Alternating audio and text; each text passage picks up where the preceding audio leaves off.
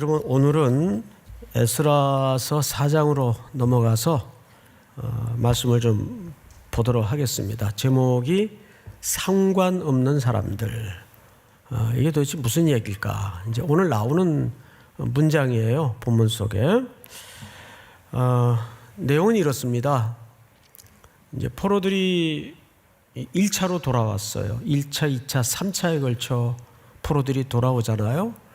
70년을 떠나 있던 고토니까, 고향 땅이니까 단박에 일시에 돌아오기가 사실 쉽지 않죠.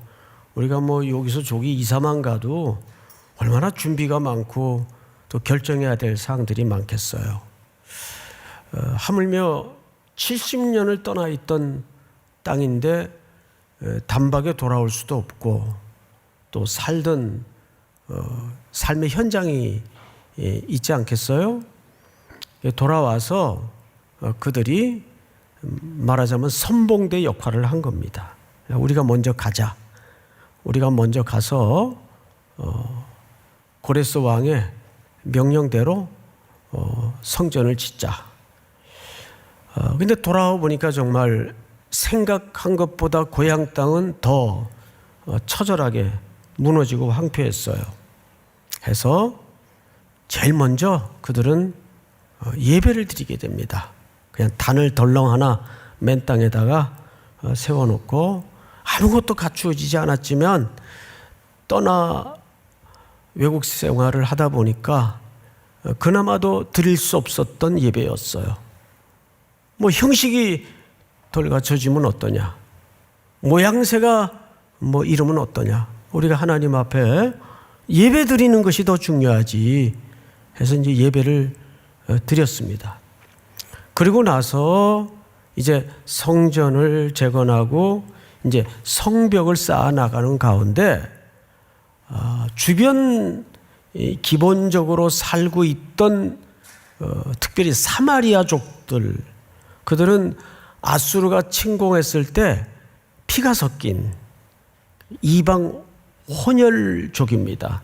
유대인들의 피가 섞여 있지만 정통 유대인들의 입장에서는 취급을 안 하는, 유대인으로 치지 않는 그런 아수르와 한 시대를 그냥 벗어겨 살 수밖에 없었던 사람들인데 이미 그들은 먼저 돌아와 있었어요. 그리고 어느 날 보니까 포로들이 본격적으로 돌아와서 성전도 짓고 성곽도 만들어 가는데 뭔가 두려움을 느꼈겠죠.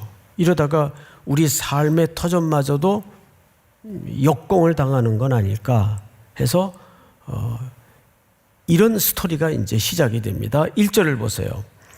사로잡혔던 자들의 자손이 이스라엘의 하나님 여호와의 성전을 건축한다 함을 유다와 베냐민에 누가 들었죠? 바로 이 사람들이 사마리아 사람들이에요. 대적이 들었어요. 근데 이 사람들은 방금 말씀드린 것처럼 피가 섞인 사람들이죠. 대적이 듣고 스룹바벨과 족장들에게 나와 이르되 우리도 너희와 함께 건축하게 하라. 자, 제안이 들어온 거예요. 그 사람들을 통해서 사람을 보내와서는 어떤 제안을 하는가 하면 우리도 이 성전 건축에 좀 함께 도우면 안 되겠습니까? 그러면서 뒤에 이상한 말을 해요. 너희가 믿는 하나님을 우리도 믿고 있다. 이 땅에 돌아온 날부터 믿고 있다. 다 마저 읽어볼까요? 우리도 너희와 함께 건축하게 하라. 우리도 너희 같이 너희 하나님을 찾노라. 아수르 왕 에살핫돈이 우리를 이리로 오게 한 날부터 우리가 하나님께 제사를 드리노라 하니. 그러니까 이 사람들도 뭐라고 하는 거예요?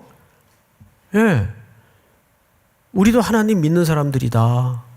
피가 비록 섞이긴 했지만, 근데 여기 아주 미묘하지만 이 사람들이 하나님에 대해서 부르는 호칭을 잘 보세요.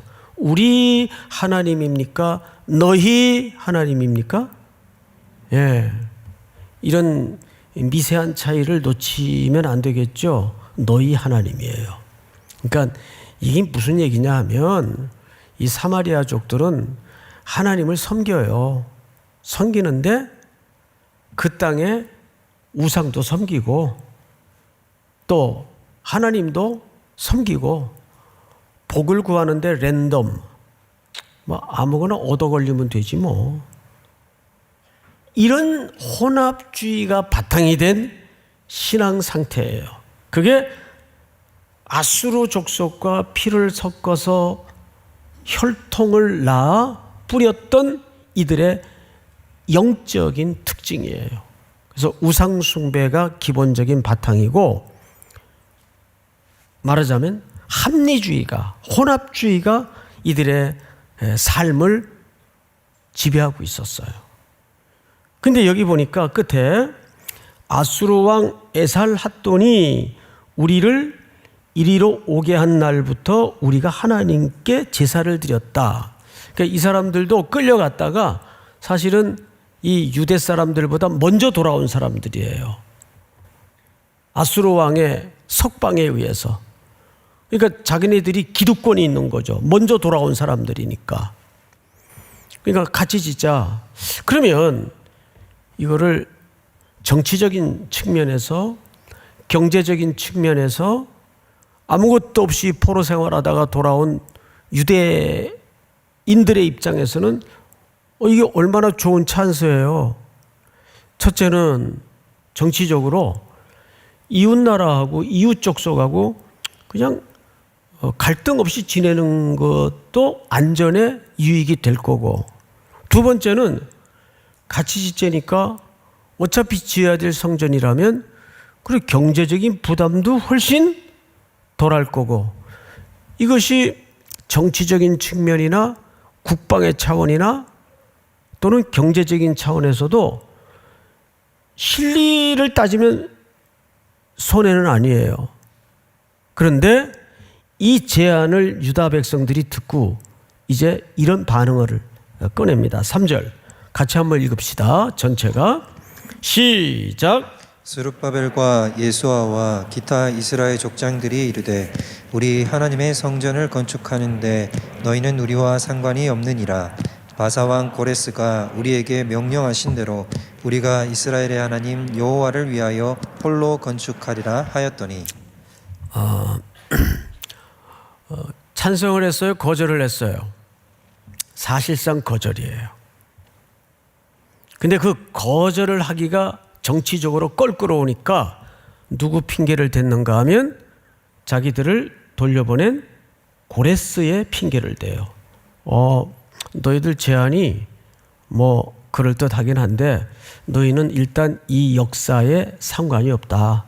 왜냐하면 우리가 너희들하고 일하는 거 싫어 이러면 또 기분 나쁠 테니까 고레스 왕이 우리를 귀환시킬 때 이 성전 재건의 역사는 우리 유다 민족에게만 맡긴 역사니까 그냥 우리끼리 할게, 이렇게 된 거예요.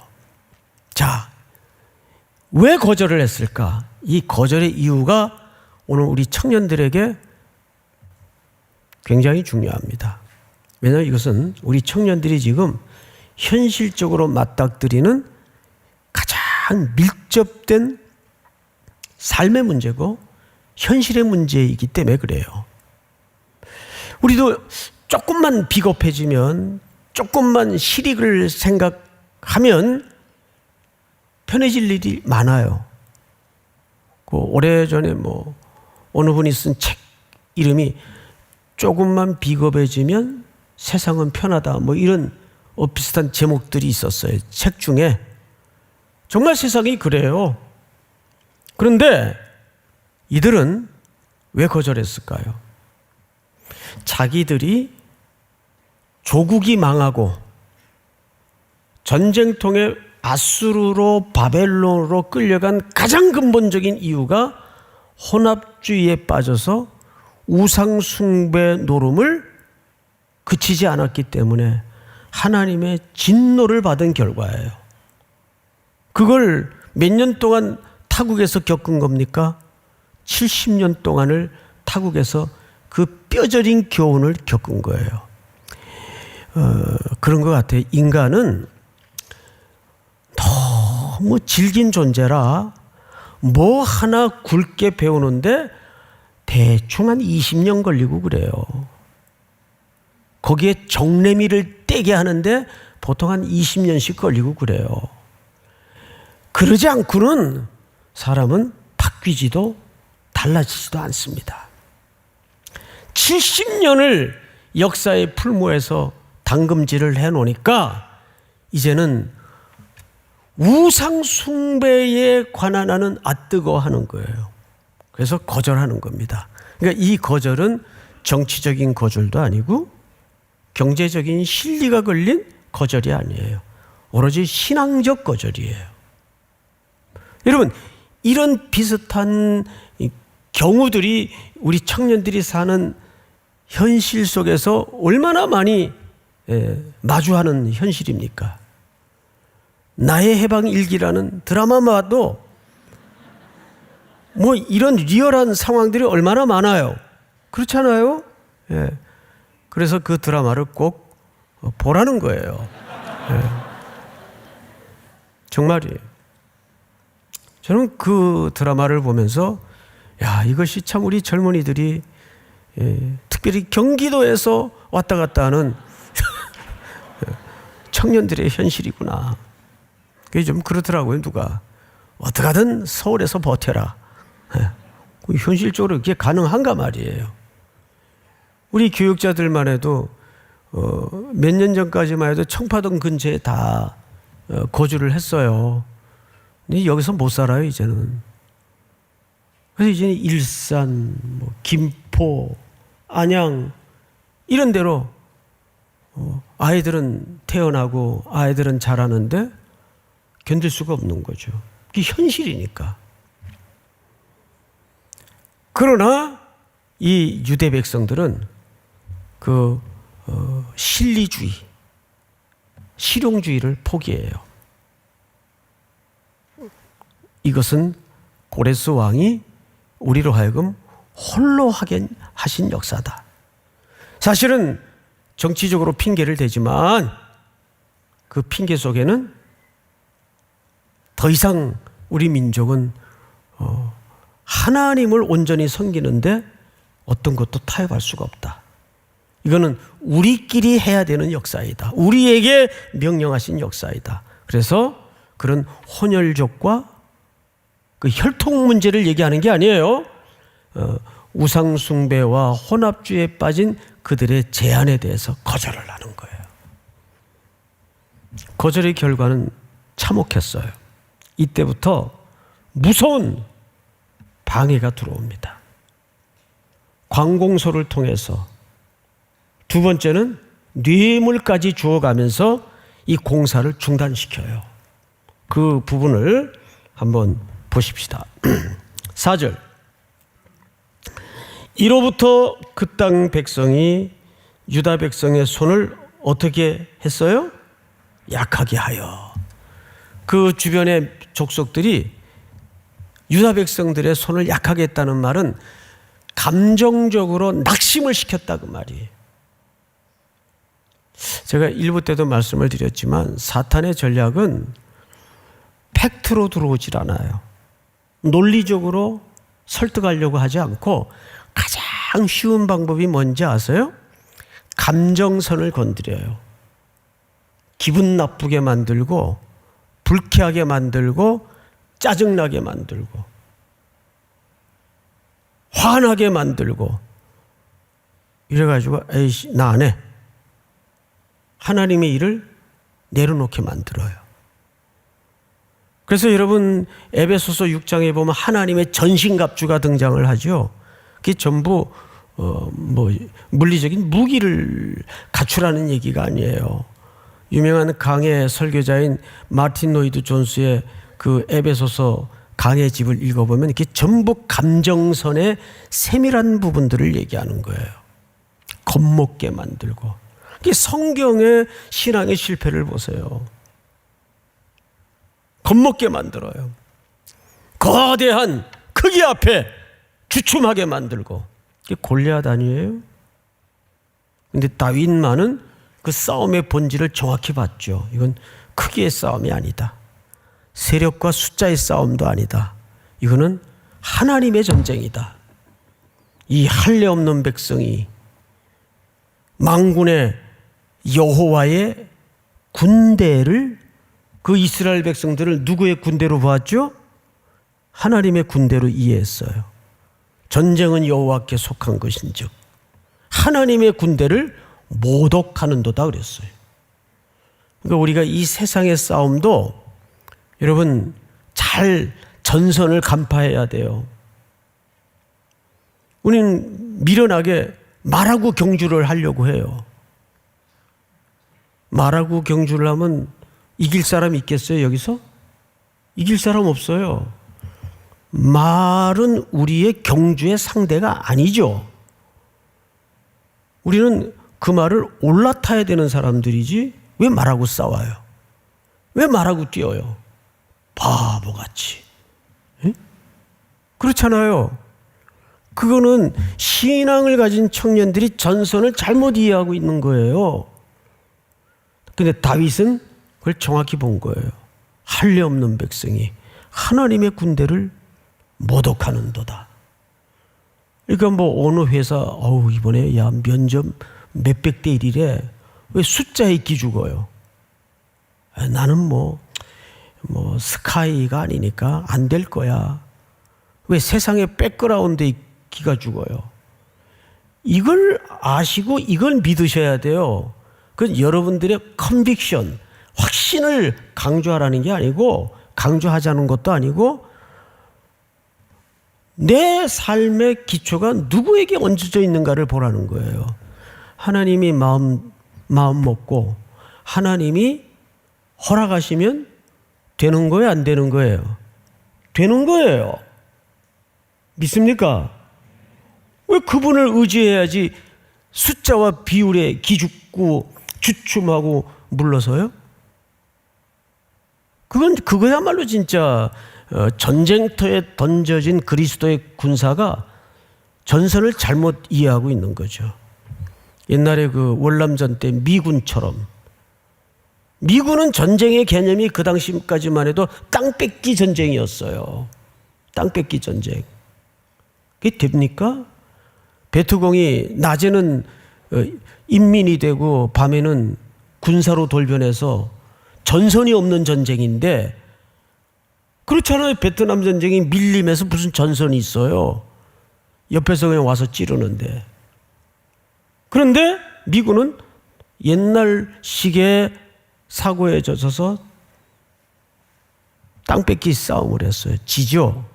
최고의 첨단 병력과 무기를 가지고도 사이공에서 그 마지막 퇴각하는 그 뉴스 보도의 장면을 선명하게 기억을 해요. 전선을 잘 파악해야 돼요. 여러분들이 세상에 던져졌을지라도 겁먹을 이유가 없어요. 뒤로 물러날 이유가 없어요. 주께서 허락하시면. 믿으십니까? 하나님을 신뢰해야죠. 그런데 사탄은 그 팩트를 공격하는 게 아니라 감정선을 건드려요.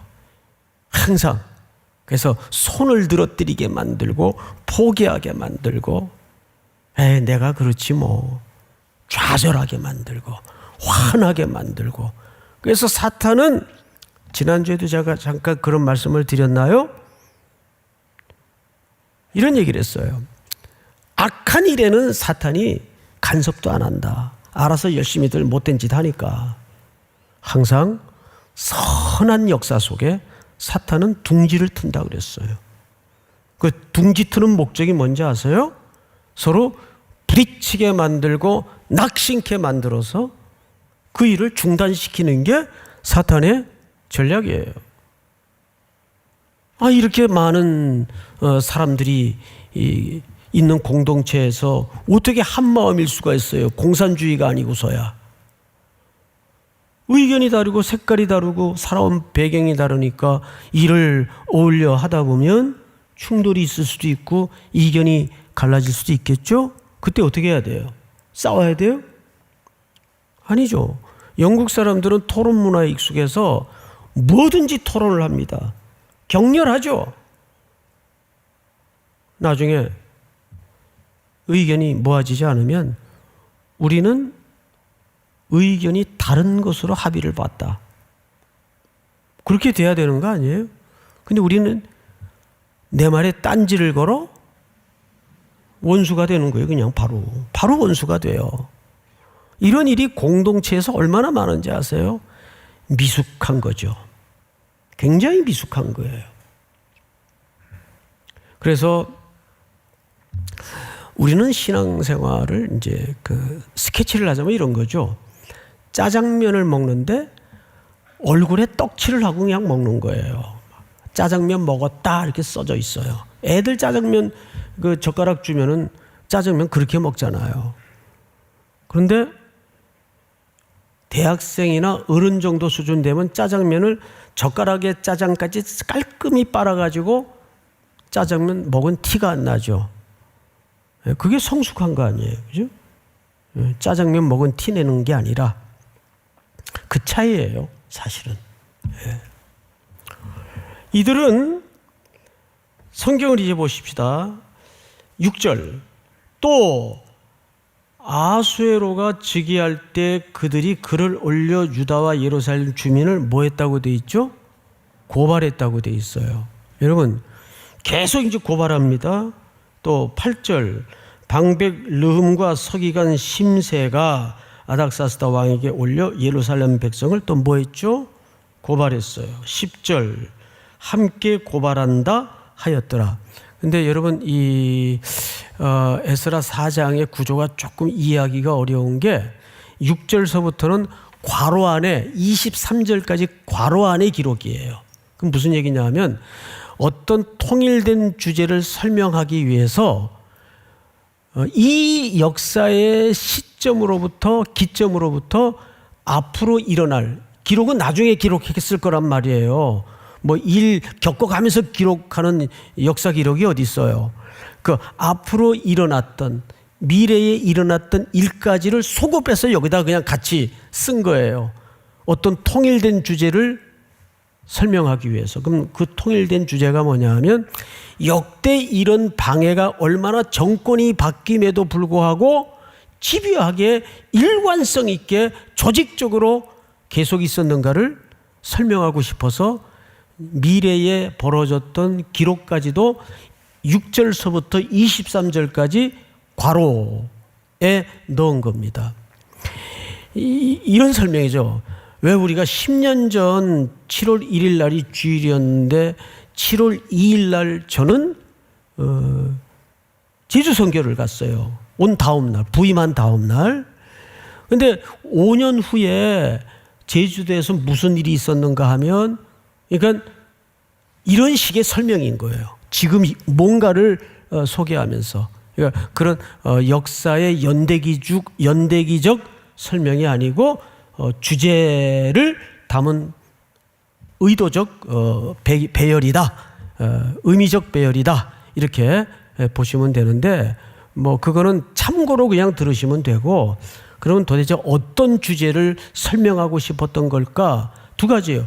고발하고 관공서에다가 왕실에다가 뇌물까지 져가면서 유다 백성들의 역사를 중단시키려고 했어요.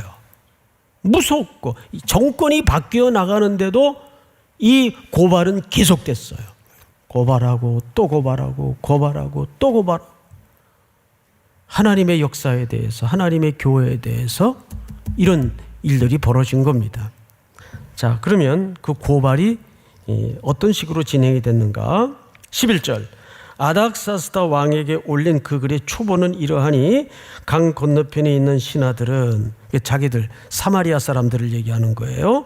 왕에게 아뢰입니다. 당신에게서 우리에게로 올라온 유다 사람들이 예루살렘에 이르러 이 패역하고 악한 성읍을 건축하는데 이미 그 기초를 수축하고 성곽을 건축하오니 이제 성전 짓고 그 마무리로 성곽을 지어야 될 거 아니에요. 그러니까 이것은 그 다음에 일어난 일을 소급해서 어떤 주제적 통일성을 설명하기 위해서 기록하는 거란 말이에요. 이제 왕은 아옵소서. 만일 이 성읍을 건축하고 그 성곽을 완공하면 저 무리가 다시는 조공, 관세, 통행세를 바치지 아니하리니 결국 왕들에게 뭐가 되리이다? 자, 앞을 보세요. 이들이 상소문을 고발장에다가 써서 올렸는데 내용이 뭐냐면 이렇게 하면 저들이 결국은 이들의 그 습관이 반역입니다. 언젠가는 반란을 꿈꿀 것이고 성곽이 완성되면 이제 왕으로부터 독립하려는 시도가 일어날 거고 반역이 일어날 겁니다. 그러면 조공, 관세, 통행세 이거 얘네들이 바치겠습니까? 그러면 당장 왕에게 손해가 갈 거 아닙니까? 사람이 뭐에 제일 또 민감하죠? 이거에 민감하잖아요. 예? 경제적인 손실이 온다는데 또 민감하잖아요. 여러분 죄송하지만 저는 확실히 깨닫는 게 뭐냐면 인간은 유익을 위한 존재가 아니라 이익을 위한 존재예요. 유익과 이익이 있을 때는 이익을 택하지 유익을 택하는 사람은 보긴 봤죠. 가끔 있는데 대부분이 보편적으로 이익을 택합니다. 자기한테 자기 국가에 당장 이런 경제적인 손실이 예상되는데 가만히 있겠어요? 근데 이 악의 세력은 뭔가를 잘 알아요. 그걸 한번 보십시다. 14절 여러분 한번 같이 읽어볼까요? 시작. 우리가 이제 왕궁의 소금을 먹음으로 왕이 수치당함을 참아 보지 못하여 사람을 보내어 왕에게 아뢰오니. 이게 왕궁의 소금을 먹는다는 말은 샐러리를 얘기합니다. 그 당시엔 고대 사회는 이 샐러리가 소금으로도 지불이 됐어요. 그러니까 자기들이 다 왕실의 종들인데 그 다음에 이런 얘기를 하면 소금을 먹음으로 왕이 수치당함을 참아 보지 못하여. 두 번째는 뭘 건드렸죠? 수치를 건드려요. 그러면 아무리 왕이시지만 얼마나 좀 창피하시겠습니까? 속국이 자꾸 떨어져 나가니까 경제적인 손실도 오지만 이 고대 문화 속에 이 염치와 수치의 문화가 얼마나 중요해요. 목숨만큼 중요하잖아요. 그러면 왕이 창피하지 않습니까? 주변 국가들에게 그 면이 서겠습니까? 이렇게 된 거죠. 이건 뭡니까? 신리입니까? 아니면 말하자면 명분입니까? 그 명분을 건드리는 거예요. 이게 감정선이죠. 이것도 결국은 감정선을 건드리는 거죠. 그래서 목회자들이 제일 그 균형을 잡고 조심해야 될 게 뭐냐면 감정을 흔들리지 않고 어떤 상황 속에서도 전해야 될 복음을 바르게 전하는 일이에요. 가끔 자기가 무슨 기분 나쁜 일이 있으면 그 기분 나쁜 게 설교로 막 터져 나와요. 설교로. 그러면 청중들이 놀래죠. 그 옳은 딜리버리가 아닙니다. 경제적인 실리와 수치를 건드려요. 가만히 있겠어요? 결과 어떻게 됐나 한번 보십시다. 21절 이제 너희는 명령을 전하여 그 사람들에게 공사를 그치게 하여 그 성을 건축하지 못하게 하고 내가 다시 줘서 내리기를 기다리라.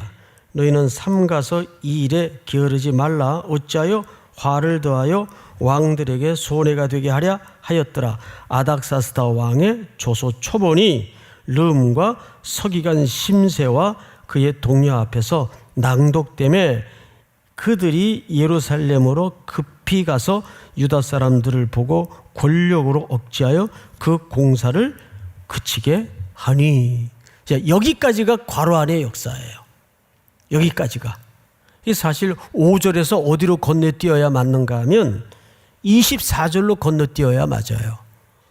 그러니까 이와 같은 방해 공작이 정권을 넘어서 계속 있어 왔다고 말이에요. 쉽게 얘기하면. 그리고 결국 에스라서 4장은 공사가 중단되는 걸로 슬픈 문장으로 매듭을 짓습니다. 자, 우리는 여기서 세 가지를 좀 배울 필요가 있어요. 첫째 띄워주세요. 한번 같이 읽어보십시다. 시작. 방해가 있는 것은 확실히 믿으세요. 아, 이건 하나님의 일이다. 아니요, 진짜 역설적으로 아까도 말씀을 드렸죠. 사탄은 못된 짓 하고 악한 일 하는 그쪽에는 관심도 안 둔다니까요.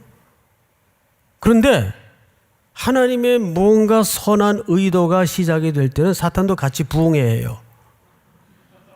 같이 시작합니다. 이게 무서운 거예요. 아마 지금도 이 우리 성도들이나 청년들 가운데 그런 딜레마에 야, 이거 왜 자꾸 어려움이 생기지? 주의 일이니까 생기는 거예요. 만약에 뒤집어서 생각을 해보시라고요. 그 어려움을 없애려면 타협하면 돼요. 그래, 정치적으로 뭐 좋은 게 아니야? 같이 성전 지읍시다. 뭐 어차피 경비 들어가는 거 경제적으로도 세이브되고 좋잖아. 합리, 숫자적인 이익, 정치적인 정무적 감각. 우리는 그걸 또 탁월한 리더십이라고 하죠.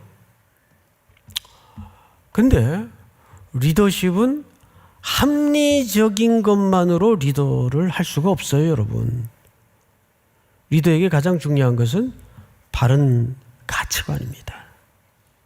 그 공동체가 지금 제대로 가도록 바른 가치관으로 인도하는 게 리더의 진짜 몫이어야지. 그렇지 않아요, 여러분? 이거 방해가 있을 때 뇌물도 좀 주고 저 사람들이 하는 짓처럼 좀 사바사바도 하고 뭐 이런 표현이 좀 뭐 옳은 표현인지 모르겠습니다만은 그러면 조금만 비겁해지면 편해지잖아요. 그런데 왜 이 어려움을 굳이 맞닥뜨려야 하는가? 타협할 수 없으니까. 도저히 공존할 수 없는 가치관이니까. 우리 면접 앞두고 청년들의 딜레마가 이런 구체적인 부딪힘이 많더라고요. 주일에도 근무를 하는 경우가 있을 수 있다. 그때 어떡하겠냐? 어떻게 대답할 거예요? 저는 주일날 어쨌든 예배는 드려야 됩니다. 이 말 배우긴 했는데 그렇게 대답하기가 쉬워요? 그거 쉽지 않아요. 그게 하물며 첫 직장일 때 쉽겠냔 말이에요. 정말 그 청년들이 처한 현실이 이 오늘 현장에서 다 그대로 드러나요. 두 번째 띄워주세요. 다 같이 시작. 그래서 항상 여러분들을 팩트로 건드리는 게 아니고 논리로 건드리는 게 아니고 정서적으로 감성적으로 건드려요. 예. 그래서 항상 여러분들이 이 세상에서 빛과 소금의 역할을 감당하려면 내가 기분 나쁘고 안 나쁘고 그 기준에 휘둘리거나 흔들려서는 절대 안 됩니다. 기분 나쁜 건 기분 나쁜 거고, 저도 뭐 설교를 하러 올라오기 전에 굉장히 마음이 심령이 상할 때가 있겠어요, 없겠어요? 있죠, 당연히. 그래서 가능하면 설교 전에는 어디 가지도 않지만 사람을 가능하면 안 만나고 그저 준비한 말씀에 집중하려고 하는데도 목회를 하다 보면 그게 뜻대로 안 돼요. 누군가의 슬픈 소식을 들었다거나 고통스러운 소식을 들었다거나 내내 그게 이제 머리를 지배하고 마음을 정서적으로 지배해버리면 흔들릴 수가 있는 거죠. 근데 특별히 사탄은 이 전략에 명수예요. 굉장히 이 전략에 능합니다. 거기에 대부분의 이제 경륜이 연약한 청년들이 휙휙 넘어져요. 기분 나쁘게 만들어서, 짜증나게 만들어서, 뭔가 하나님의 일에 청년 시절에 헌신하지 못하도록 자꾸 가치관을 흔드는 거죠. 세 번째로 지금의 고난은 뭐에 이르기 위한 과정입니까? 영광에 이르기 위한 과정이에요. 제가 주일 저녁인가요? 그런 소개를 드렸죠. 성도들의 가치관에는 수단적 가치가 있고 궁극적 가치가 있다. 그런데 우리는 보통 수단적 가치를 목적으로 삼는 경우가 많아요. 예를 들어 우리 열심히 합시다. 이건 궁극적 가치일까요? 수단적 가치일까요? 이건 수단적 가치죠. 그래서 많은 사람들이 기독교의 목표를 행복하게 사는 것이 목표로 설정된 크리스찬이 있어요. 아닙니다. 행복하면 좋은데 복음과 함께 고난을 받아야 될 길에 어찌 인간적인 행복이 기와여초 만발한 천국처럼 그렇게 피어오르겠어요? 그럼 불가능한 얘기예요. 문밖만 나가면 그 맹수 같은 현실이 우리를 겁먹게 만들고 힘겹게 만들고 어깨를 늘어뜨리게 만드는데 행복이라는 소리가 어떻게 쉽게 나와요? 그럴 수가 없는 거예요. 그래서 크리스찬의 목적은 행복이 아니라 행복을 넘어 거룩이에요. 그 거룩의 정점이 영광입니다. 그래서 로마서 8장에 보면 17절에 같이 한번 읽어보십시다. 시작. 자녀이면 또한 상속자 곧 하나님의 상속자요 그리스도와 함께한 상속자니 우리가 그와 함께 영광을 받기 위하여 고난도 함께 받아야 할 것이니라. 우리가 자녀이면서 자녀는 당연히 또 뭐가 되죠? 유업의 상속자가 된단 말이에요. 그러면 그 상속자니 우리가 그와 함께 영광을 받기 위하여 고난도 함께 받아야 할 것이니라. 그래서 뭔가 내 삶에 이해도 설득도 해석도 안 되는 고난이 있다 느껴질 때는 감사하게 생각하세요. 크리스찬의 고난은 그래서 명예이고 특권입니다. 내가 간사하느라고 얼마나 힘들었는지 알아? 그 힘든 게 특권이고 명예예요. 그걸 놓쳐서는 안 돼요. 믿습니까? 오늘 이 말씀이 세 가지입니다.